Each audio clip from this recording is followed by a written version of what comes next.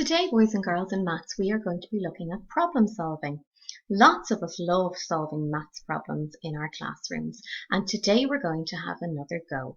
But let's remind ourselves of how we solve word problems. There are many different ways to solve maths problems. We can guess and check our answers. We can use pictures to help us figure out the problem. We can work backwards, asking ourselves, what do we already know? We can draw charts or lists or tables to help us.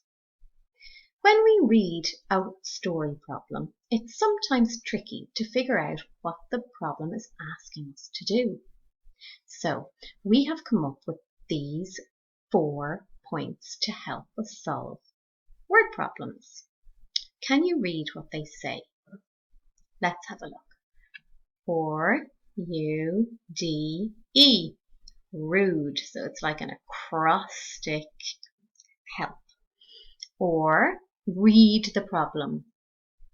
U, underline the important words.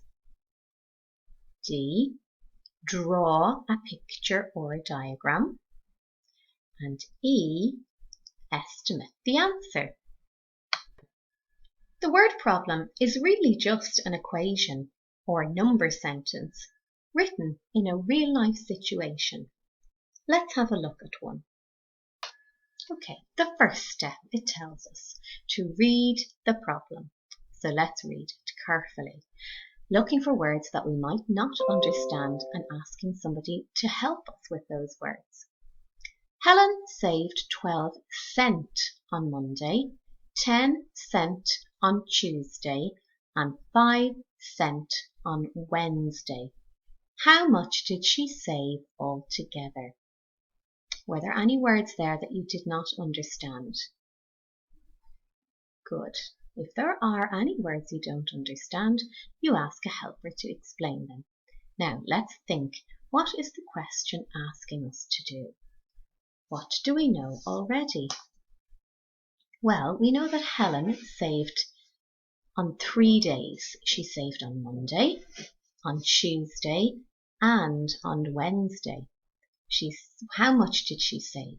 She saved 12 cents, 10 cents, and 5 cents. Are there any words there that give us a clue as to what the problem is asking us to do?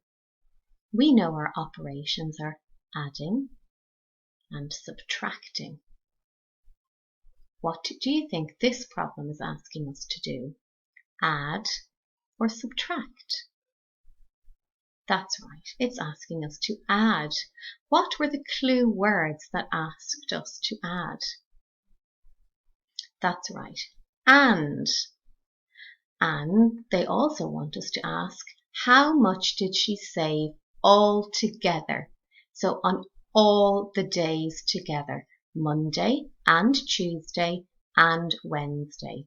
So we're going to be adding 3 numbers together. So you, on your whiteboards or in your lockdown copies, can write down 12 plus 10 plus 5. If you can do that in your head, that's great, but it's always good to check. So can you open up your hundredths square? Great, here is your hundredths square. You might find it in your mental maths if it's not inside your maths book, where we usually leave it, but don't worry. So we're going to start with the biggest number. We're going to find 12 and we're going to add 10. Now, instead of jumping on 10 spaces, how do we know to add on 10? That's right, we jump down 1 row. So now we're on 22. Is that the end of our sum? No, we've another step in our sum. It's asking us to add on 5 more. So let's jump on 5 more places. 1, 2, 3, 4, 5. So my answer is 27. Can you put down equals 27? 12 plus 10 plus 5 equals 27. Now, in your copy or on your whiteboard or on a piece of paper at home, you can write down the number sentence. 12 cents plus 10 cents plus 5 cents makes equals 27 cents. Or you can write it down using your tens and your units. Make sure to keep your tens under your tens and your units under your units. Make sure you have the correct symbol you decided was addition, a neat straight line with your ruler, and your answer 27. It also tells us in our rude steps that drawing a picture might help. So you can think of a lovely picture here to help you solve the problem. You might draw out the different coins that were needed and so on. That's up to you. So now let's look back at our steps and see if we followed them to help us solve the word problem. We looked and we read the problem very carefully and we found out words that we didn't understand to help us solve the problem. We underlined the important words, which were adding, altogether. We drew a picture or a diagram to help us solve the problem. We wrote the answer neatly in our copies, giving a good estimate, a good guess as to what we thought the answer was. So well done, everybody. We're going to ask you to do 2 of these now in your copies. If you prefer to do them on a whiteboard, that's no problem either. Let's read the question carefully. Jennifer made 2 trips to the shop. The shop is 2 kilometers from her house. How far did she walk? Let's think about all the important words that we need. We're looking at kilometers. So our answer has to be in distance, in kilometers. Can you pause the video, read it carefully, and follow the R, U, D, E steps? When you are ready to attempt to solve the problem, write it on your whiteboard. Remember to have a guess, an estimate first.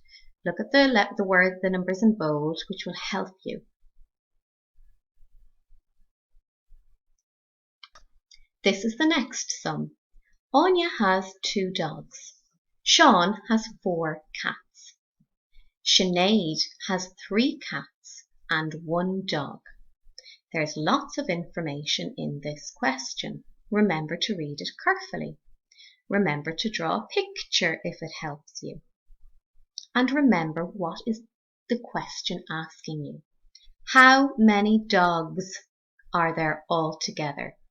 So take away the information you don't need. You don't need cats in this part.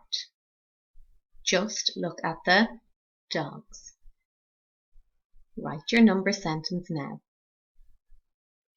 How many animals does Sinead have altogether?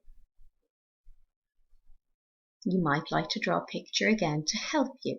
Read the sentence again. Sinead has 3 cats and 1 dog. What is the key clue word in that sentence? Write your number sentence.